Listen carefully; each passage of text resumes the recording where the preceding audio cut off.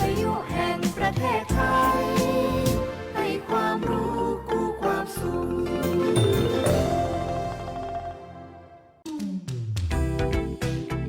คุณกำลังฟัง FM 91 MHz สถานีวิทยุกระจายเสียงแห่งประเทศไทยจังหวัดแพร่ให้ความรู้คู่ความสุข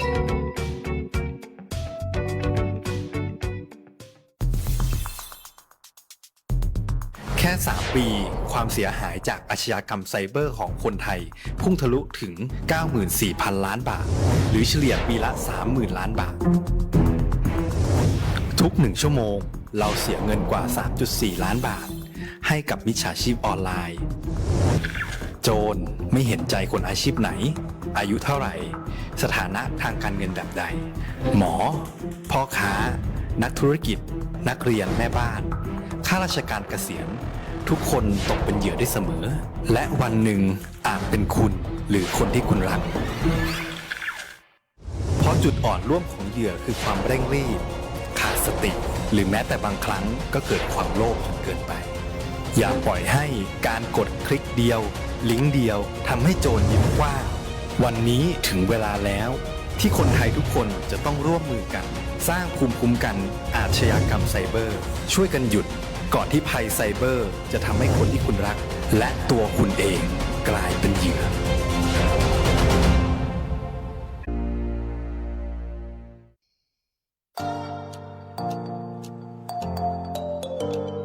ถ้าคุณกำลังถามตัวเองว่าเรียนอะไรดีที่จบแล้วมีงานทำจริงเรียนอะไรที่ต่อยอดชีวิตได้ไกลกว่าห้องเรียนหยุดคิดไว้ตรงนี้เพราะคำตอบอยู่ที่วิทยาลัยอาชีวศึกษาแพร่ที่นี่เราไม่ได้สอนแค่ให้รู้แต่สอนให้ทำเป็นทำจริงและทำได้ในโลกอาชีพเปิดรับสมัครนักศึกษาใหม่ปีการศึกษา 2569 สำหรับผู้จบม.3 ม.6 และปวช.3 ครบทุกสายที่ตลาดต้องการทั้งการบัญชีการตลาดการจัดการสำนักงานดิจิทัลการจัดการโลจิสติกส์และซัพพลายเส้นคหกรรมศาสตร์อาหารและโภชนาการแฟชั่นสิ่งทอดิจิทัลกราฟิกวิจิตรศิลป์การโรงแรมการท่องเที่ยวเทคโนโลยีธุรกิจดิจิทัลและเทคโนโลยีสารสนเทศเรียนได้ตั้งแต่ปวช ปวส จนถึงระดับปริญญาตรีระบบปกติและทวิภาคีเรียนไปทำงานไปมีรายได้ระหว่างเรียนที่สำคัญเรามีสถานประกอบการชั้นนำรองรับการฝึกจริงและมีทุนการศึกษาอีกมากมายรอคุณอยู่อยากมีอาชีพอยากมีอนาคตที่จับต้องได้เริ่มต้นวันนี้ที่วิทยาลัยอาชีวศึกษาแพร่เตรียมชีวิตจริงให้พร้อมสู่โลกอาชีพเรียนจริงทำได้จริงมีงานรองรับเพราะความสำเร็จที่ยิ่งใหญ่เกิดขึ้นได้ที่วิทยาลัยอาชีวศึกษาแพร่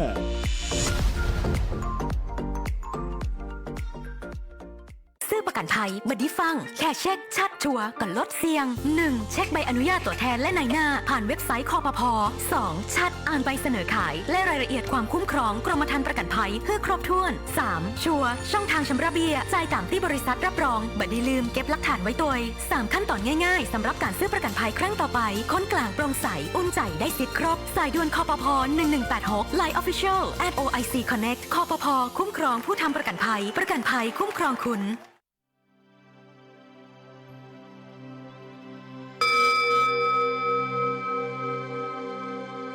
จังหวัดพะเยาโดยสำนักงานวัฒนธรรมจังหวัดพะเยาร่วมกับวัดศรีโคมคำพระอารามหลวงขอเชิญร่วมงานประเพณีแปดเป่งไหว้สาปูจาพระเจ้าตนหลวงประจำปีพุทธศักราช 2569 ในระหว่างวันที่ 25 ถึง 31 พฤษภาคม 2569 ณ วัดศรีโคมคำพระอารามหลวงอำเภอเมืองพะเยาจังหวัดพะเยาภายในงานพบกับขบวนอัญเชิญผ้าไตรและน้ำสงพระราชทานจากพระบาทสมเด็จพระเจ้าอยู่หัวและขบวนน้ำส่งประทานจากสมเด็จพระสังฆราชสกลมหาสังฆปรินายกพิธีถวายโคมพระเจ้าตนหลวงพิธีอัญเชิญพระอุปคุตขึ้นจากกว้านพะเยาขบวนแห่เครื่องสักการะจังหวัดพะเยาและขบวนแห่จาก9 อำเภอ ชมชิมชอบตลาดโบราณย้อนยุคตลาดนัดผลิตภัณฑ์ชุมชนและภูมิปัญญาการประกวดคลิปวิดีโอเหล่าเรื่อง8เป็งศรัทธาพระเจ้าตนหลวงชิงเงินรางวัลรวมมูลค่า 10,000 บาทพิธีเปิดในวันที่25พฤษภาคม 2569ชมการแสดงแสงสีเสียงตำนานพระเจ้าตนหลวงและการแสดงทางศิลปะวัฒนธรรมทุกค่ำคืนวันที่31พฤษภาคม 2569วันวิสาขบูชาห่วมพิธีเวียนเทียนจุดประทีปถวายเป็นพุทธบูชา1 ล้านดวงประทีปแห่งศรัทธา1 ล้านความดีสืบสารมหาบารมี วิสาขบูชาโลกสอบถามรายละเอียดเพิ่มเติมได้ที่สำนักงานวัฒนธรรมจังหวัดพะเยาหรือเพจงานประเพณี8เป็งไหว้สาปูจาพระเจ้าตนหลวงประจำปี 2569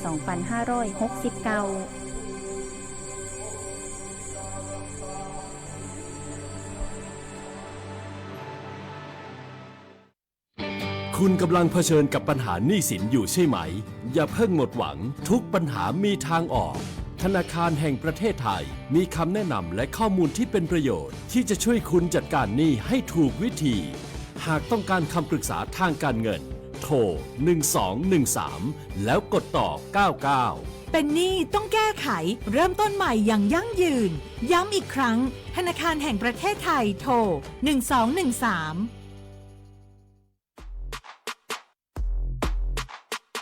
เยาวชนคือพลังสำคัญของชาติและเป็นกำลังสำคัญในการสืบสานความมั่นคงของชาติในอนาคตสถาบันพระมหากษัตริย์คือหนึ่งในสถาบันหลักที่อยู่คู่คนไทยมาอย่างยาวนานเป็นศูนย์รวมจิตใจและเป็นแบบอย่างแห่งการทำความดีเพื่อประชาชน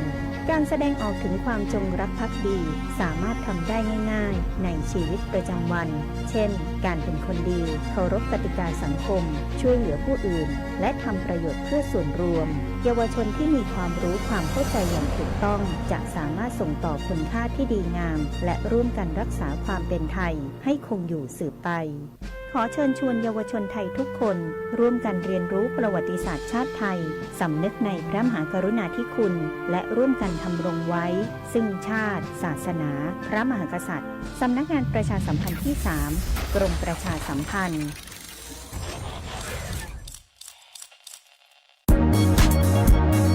ครอบคลุมกว้างไกลสื่อสารฉับไวฟังสวทแพร่ FM 91 MHz กรมประชาสัมพันธ์ สื่อรัฐพัฒนาคุณภาพชีวิตคนจังหวัดแพร่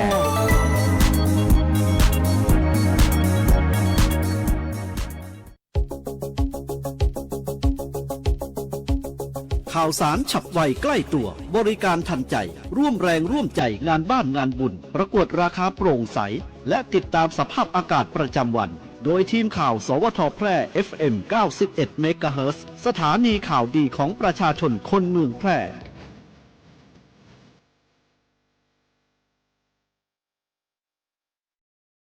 สวัสดีค่ะสถานีวิทยุกระจายเสียงแห่งประเทศไทยจังหวัดแพร่ขอเสนอข่าวท้องถิ่นประจำวันอังคารที่16พฤษภาคมพุทธศักราช2569โดยมีหัวข้อข่าวดังต่อไปนี้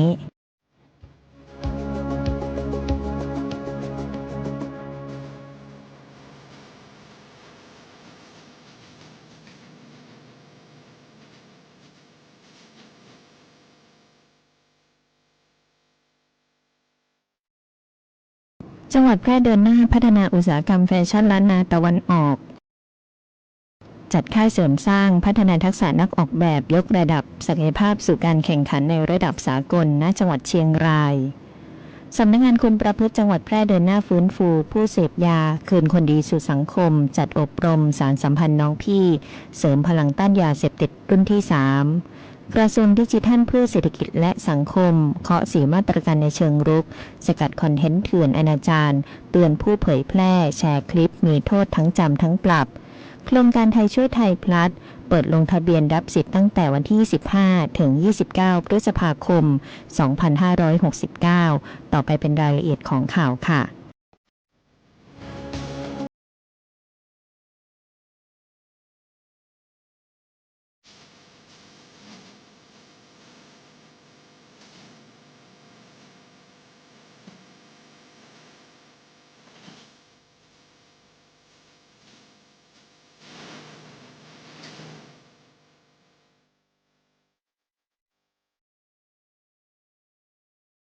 จังหวัดแพร่เดินหน้าพัฒนาอุตสาหกรรมแฟชั่นล้านนาตะวันออกจัดค่ายเสริมสร้างและพัฒนาทักษะนักออกแบบยกระดับศักยภาพสู่การแข่งขันในระดับสากลณจังหวัดเชียงราย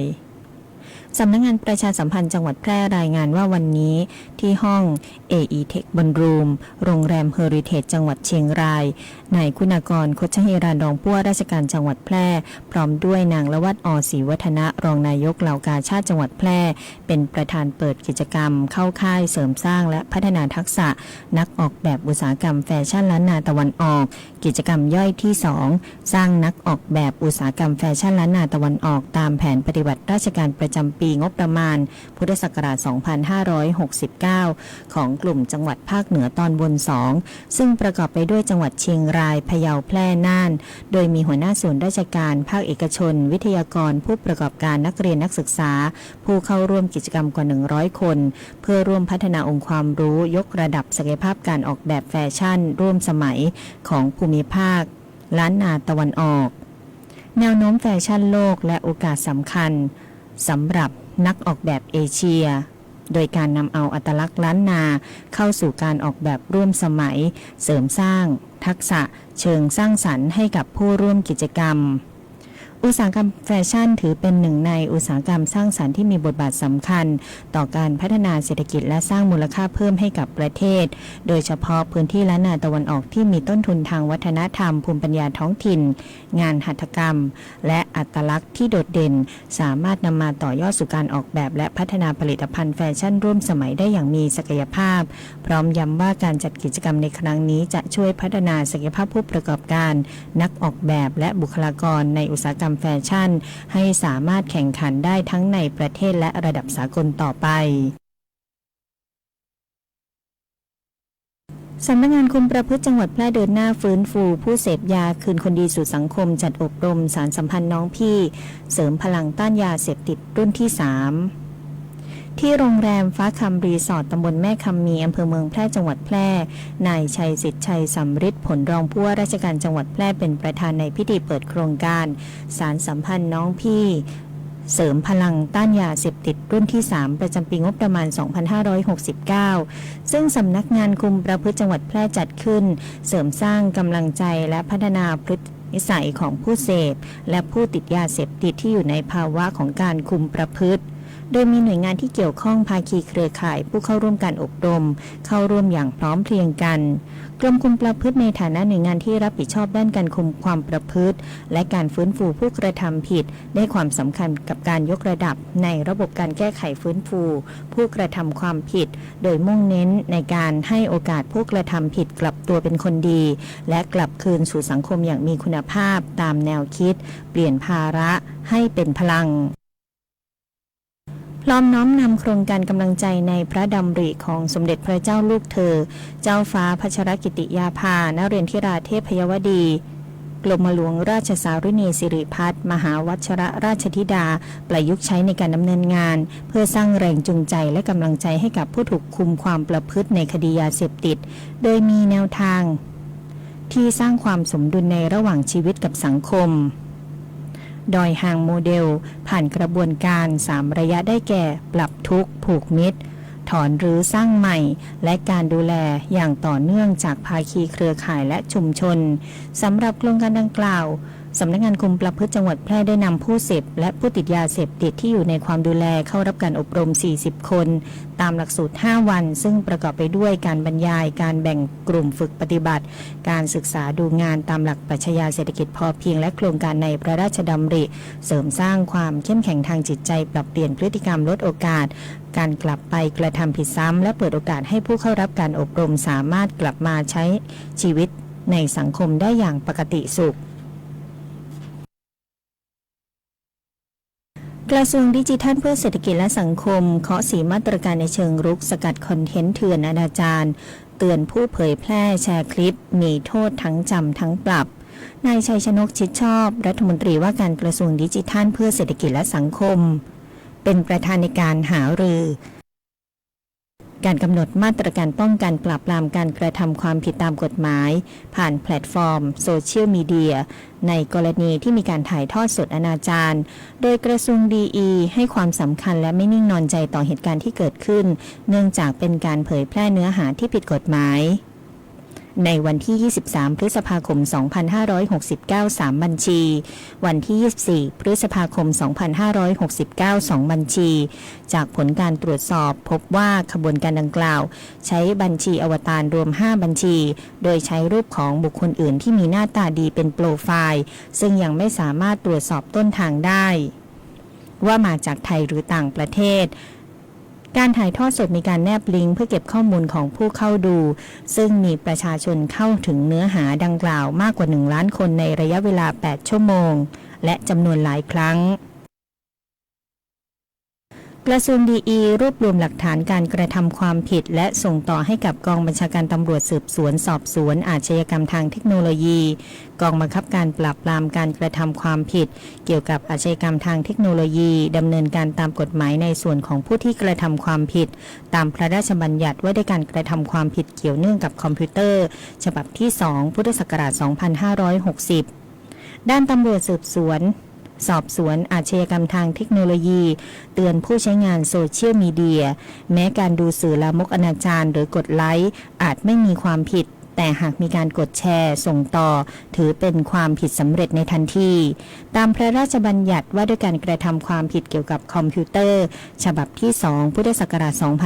2560 นำเข้าข้อมูลลามกสู่ระบบคอมพิวเตอร์ต้องระวังโทษจำคุกไม่เกิน 5 ปีปรับไม่เกิน 100,000 บาทหรือทั้งจำทั้งปรับสำหรับบุคคลที่ส่งต่อหรือแชร์ข้อมูลภาพคลิปถือว่าเข้าข่ายความผิดตามมาตรา 14 ต้องระวังโทษจำคุกไม่เกิน 5 ปีหรือปรับไม่เกิน 100,000 บาทหรือทั้งจำทั้งปรับอีกทั้งยังเป็นคดีอาญาที่ไม่สามารถยอมความได้และยังเสี่ยงต่อการถูกแฮ็กข้อมูลจากลิงก์ที่ฝังมากับการถ่ายทอดสดหากประชาชนพบเห็นคลิปล่อแหลมลามกอนาจารขอให้กดรายงานและแจ้งเบาะแสมาที่ตำรวจไซเบอร์ 1441 ในทันทีโครงการไทยช่วยไทยพลัสเปิดการลงทะเบียนรับสิทธิ์ตั้งแต่วันที่ 15 ถึง 29 พฤษภาคม 2569 สำหรับผู้ที่ไม่เคยมีแอปพลิเคชันเป๋าตังต้องติดตั้งแอปพลิเคชันลงทะเบียนและพิสูจน์การยืนยันตัวตนให้เสร็จสิ้นก่อนทั้งนี้เพื่อป้องกันการสวมสิทธิ์จากผู้ไม่ใช่เจ้าของบัตรประจำตัวประชาชนผู้ได้รับสิทธิ์จะต้องกระทำการพิสูจน์และยืนยันตัวตนตามวิธีการของโครงการที่กำหนดโดยผู้ได้รับสิทธิ์จะต้องดำเนินการพิสูจน์ตัวตนด้วยบัตรประจำตัวประชาชนผ่านช่องทางของธนาคารกรุงไทยจำกัดมหาชนได้ที่สาขาหรือตู้รับเครื่องจ่ายอัตโนมัติของธนาคารกรุงไทยยกเว้นผู้ที่เคยทำการพิสูจน์ตัวตนด้วยบัตรประจำตัวประชาชนกับโครงการมาตรการอื่นๆของรัฐหรือผ่านช่องทางของธนาคารกรุงไทยมาก่อนแล้วสำหรับประเภทของร้านค้าที่เข้าร่วมโครงการผู้ประกอบการร้านค้าเป็นผู้ประกอบการร้านอาหารเครื่องดื่มสินค้าทั่วไปมีสัญชาติไทยไม่ใช่นิติบุคคลหรือร้านธงฟ้าราคาประหยัดพัฒนาเศรษฐกิจท้องถิ่นที่ไม่ใช่นิติบุคคลเว้นแต่เป็นร้านธงฟ้าของสหกรณ์ตามพระราชบัญญัติสหกรณ์พุทธศักราช 2542 และที่แก้ไขเพิ่มเติมร้านค้าของกองทุนหมู่บ้านหรือกองทุนชุมชนเมืองตามพระราชบัญญัติกองทุนหมู่บ้านและชุมชนเมืองแห่งชาติพุทธศักราช 2547 ร้านค้าของวิสาหกิจชุมชนตามพระราชบัญญัติส่งเสริมวิสาหกิจชุมชนพุทธศักราช 2548 และที่แก้ไขเพิ่มเติมทั้งนี้ต้องไม่เป็นร้านค้าที่มีลักษณะเป็นร้านสะดวกซื้อที่เป็นธุรกิจแฟรนไชส์ต้องไม่เป็นการประกอบกิจการที่ดำเนินการในลักษณะที่ไปรับสินค้าของผู้อื่นแล้วมาจำหน่ายและนำส่งสินค้าที่จำหน่ายให้แก่บุคคลที่ตนไปรับสินค้ามาผู้ประกอบการด้านขนส่งสาธารณะเป็นผู้ประกอบการด้านขนส่งสาธารณะที่มีสัญชาติไทยและไม่ใช่นิติบุคคลผู้ประกอบการประเภทรถยนต์รับจ้างบรรทุกผู้โดยสารไม่เกิน7 คน รถจักรยานยนต์สาธารณะทั้งนี้ผู้ขับขี่ต้องมีใบขับขี่สาธารณะที่ถูกต้องตามกฎหมายผู้ประกอบการรถรับจ้างขนส่งผู้โดยสารที่สามารถตรวจสอบได้เช่น3ล้อถีบเป็นต้นผู้ประกอบการด้านการขนส่งมวลชนสาธารณะได้แก่รถไฟฟ้าในเขตเมืองรถไฟฟ้ารถโดยสารประจำทางสาธารณะนิติบุคคลขนาดเล็กเฉพาะที่เป็นบริษัทห้างหุ้นส่วนนิติบุคคลที่ตั้งขึ้นตามกฎหมายไทยที่แบบแสดงรายการภาษีได้ร้านค้าจะต้องไม่เป็นผู้ระงับสิทธิ์หรือถูกเรียกคืนในโครงการคนละครึ่งในระยะ 1-5 และโครงการคนละครึ่งพลัสทั้งนี้สำหรับผู้ให้บริการนวดสปาทำเล็บทำผมจะไม่สามารถสมัครเข้าร่วมเป็นร้านค้าในโครงการได้ซึ่งสามารถลงทะเบียนได้ตั้งแต่บัดนี้กรณีเป็นผู้ประกอบการที่เคยเข้าร่วมโครงการคนละครึ่งพลัสสามารถลงทะเบียนเข้าร่วมโครงการผ่านแอปพลิเคชันถุงเงินกรณีเป็นผู้ประกอบการร้านค้าหรือผู้ประกอบการขนส่งสาธารณะนิติบุคคลขนาดเล็กนอกเหนือจากที่เข้าร่วมโครงการคนละครึ่งพลัสลงทะเบียนเข้าร่วมโครงการผ่านสาขาของธนาคารกรุงไทยกรณีที่เป็นผู้ประกอบการด้านการขนส่งมวลชนสาธารณะนอกเหนือจากที่เคยเข้าร่วมโครงการคนละครึ่งพลัสสามารถลงทะเบียนเข้าร่วมโครงการด้วยการเปิดใช้งานแอปพลิเคชันถุงเงินโดยตรงกับธนาคารกรุงไทยประชาชนที่มีข้อสงสัยหรือร้านค้าผู้ประกอบการที่มีข้อสงสัยสามารถตรวจสอบหลักเกณฑ์เงื่อนไขต่างๆที่เข้าร่วมโครงการได้ทางช่องทาง www.thaichoythaiplus.th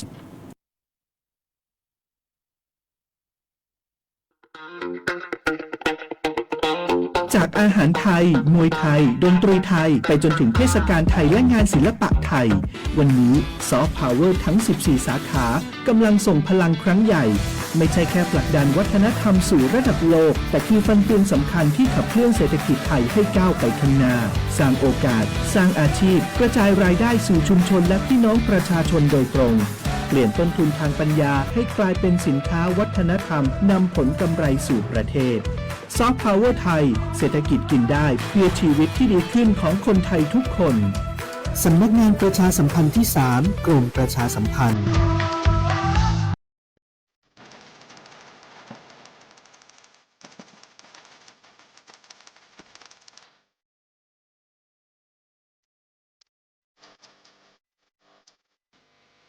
เก้ายางแก่สุดโทรมเสียหายพืชผลผลิตน้อยการยางแห่งประเทศไทยสนับสนุนปลูกแตนด้วยยางพันธุ์ดีไร่ละ 20,000 บาทและปลูกแตนด้วยพืชอื่นไร่ละ 12,000 บาทแค่เป็นเกษตรกรตีขึ้นทะเบียนกับกยท.มีส่วนบนพื้นที่ดินถูกกฎหมายเก้ายางอายุเกิน25 ปียื่นกำขอได้ตามสิทธิ์เลือกรูปแบบปลูกแตนทั้งปลูกยางพันธุ์ดีไม่ยืนต้นเศรษฐกิจหรือส่วนยางยั่งยืนมีเงินทุนพร้อมช่วยเหลือติดต่อได้ที่054-069-605 การยางแห่งประเทศไทยจังหวัดแพร่